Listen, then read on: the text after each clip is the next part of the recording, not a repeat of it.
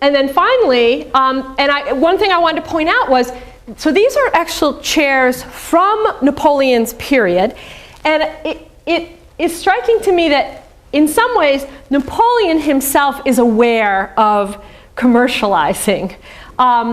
So as a style setter in terms of clothing and furniture, and then what you see in the 20th century are people are very aware of these styles and they decorate their houses with empire style, furniture or fabrics. These are actually from his period, and you can sort of tell how beautiful they are. Now, the last theme that I'm thinking about, and I've sort of mentioned, is the issue of gender and heroes. And the one thing I want to point out is that in the French tradition, generally, when you look at military heroes especially, that they are male, right? So you have this whole legacy of, again, to go back to the equestrian statue, Henry IV, famous statue in Paris, and here is Louis XIV again.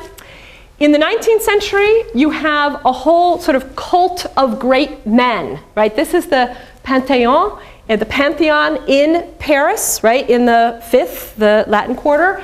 And if you can read it, right, it says right there that this is about, this is a dedication to great men, all right? And in terms of who's buried there, generally, mostly men, right? Going into the 20th century, you see that sort of same continuity with, again, World War I generals, Joffre and Foch. What's interesting is where to put Joan in all of this, right? Because it's unusual to have such a visible figure who is female, military, and has some of the same representations. I just want to show you, this is the earliest known image of her, but not from when we don't have any other images from when she's alive. There you see her in a dress. Here you have a Rubens in armor, okay? In the period 19th into the 20th century, you see a lot of representations of her in armor on horses, looking very much like the male images, all right? So, I mean, this is 1893, and if you think of all the other equestrian statues I showed you, here she is looking, pretty dynamic, right? And so that question of femininity versus masculinity is one of the things that I am looking at. Now, her statues get used by both sides. They get used by suffragettes who march for the vote for women. They also get used by conservative women, right? In this case, they're objecting to Émile Zola in the name of Joan, right? They've called for attention, all right? Now, I want to just quickly, I'll show you just some other images of sources, right? Because of this question of how you do this project.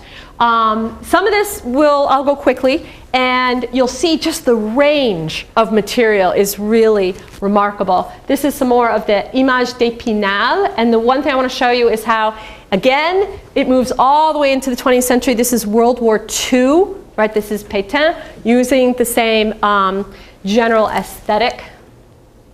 This is a book from the, comes out before World War I and then is big in between, and I like the way sort of everybody gets to learn the uniforms, right? If you're a kid, you could sort of see this in color. This is a children's book from right before the war. This is a postcard from World War I.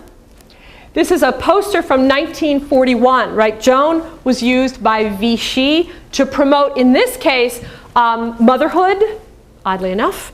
And the good thing was anti-British, right? Joan's killed by the British. This is really good for World War II, all right? This is a Vichy school book, right? So I've been looking at school books. This, I just want to show you the contrast. This is an anti-Allies poster, World War II. So the idea is the British are bombing Rouen again, right? So, right, Joan was burned in Rouen, and now the Allies are doing sort of similar things. This is a pro-resistance image, right, using Joan. So she's used by both sides in that war. You also have song texts, right? And this is a police file, again, about a meeting, and they've told everybody, sort of, they've given out the song that is going to be sung at the protest. And then you have photographs. So this is actually an image of Sarah Bernhardt playing Joan of Arc. And this is a panorama, so here's Joan in her garden, hearing voices. And the other thing is you get a lot of films. So, this sort of modernization of forms into the 20th century, Joan especially, a little bit more than Napoleon, but Napoleon also as a figure. Now, the last thing I want to do is just explain chapters. All right, so I have all of this material. I'm covering 1870 to 1960. I have to decide how to organize it. I considered chronology. I could do, what happens 1870 to 1900, 1900 to 1914. I've decided against that. So in the end, what I'm writing are 4 chapters that are thematic. And I mentioned this partly again for students working on projects. You have to think about your structure, how to use your sources. And most of this will make sense from what I've shown you. The first chapter is on these images of French military leaders and how Napoleon and Joan serve as models. The second one will be on the sort of issue of high-low and commercialization. The third is going to be on narratives, the whole problem of how do historians write, for example, about Joan's voices? Do they say that saints came to her, right? Or do they say she may have had some kind of psychological disorder, which in fact historians do at some points. All right, so I'm sort of thinking about that. And finally, my last chapter is going to be on sacred places. All right, so where was Napoleon well known? Where did he get to sort of leave his mark? And then the rise of a sort of nationalist itinerary for Joan, from her birthplace over to Orléans to Rouen, where she was burned, and how that sort of comes about in this period, late 19th century and then early 20th century. Let me just go forward quickly.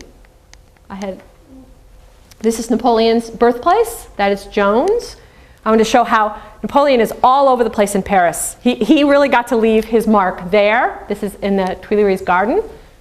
Everybody knows what this is, the Arc de Triomphe. This is where he is buried, right in the middle.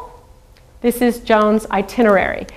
Now, I'll end with just how these symbols stay alive. All right, so this is actually a 1961 tour where people could sign up to go visit the Napoleon III ashes in England, because there's this whole campaign to bring them back to France.